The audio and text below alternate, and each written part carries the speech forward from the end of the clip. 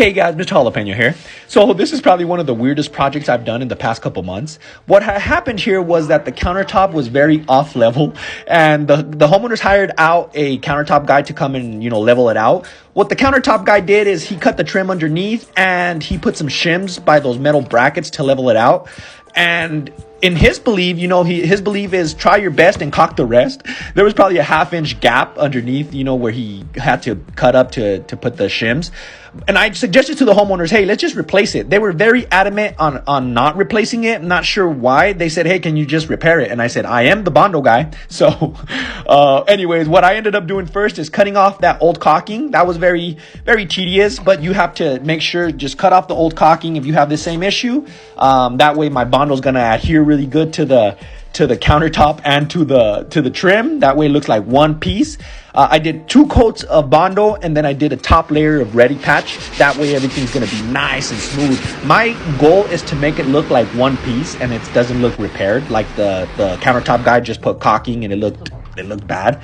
But anyways, after I apply all my Bondo, make sure everything's dry. Tape off. Tape off is very important. That way you don't get the countertop underneath the countertop dirty, and you don't get the wall dirty. And then just caulk it, right? I use my caulking, that way my paint doesn't bleed through. And then look, they forgot to caulk underneath the trim here. So I'm just going to do that, caulk underneath. The wall is a semi-gloss. The trim color is a gloss, so I don't want to get the trim color gloss on the wall, right, which is a semi-gloss, because it's going to be very noticeable. So what I'm doing here, the homeowner had the paint, but it was a little bit dirty. It had like some dry paint in it and stuff, so those strainers come in handy. I really recommend the strainers. They make old paint, dirty paint look brand new. Sometimes, most of the time.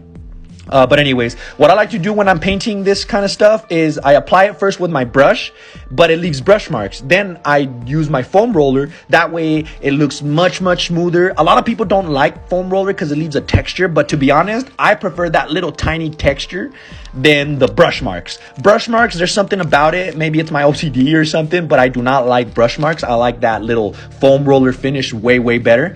But anyways, once everything's dry, make sure you pull the tape. Make sure it's dry, because sometimes you'll bump into the trim when it's still pretty wet, and then you're gonna have to re-roll it or repaint it. You want to avoid that.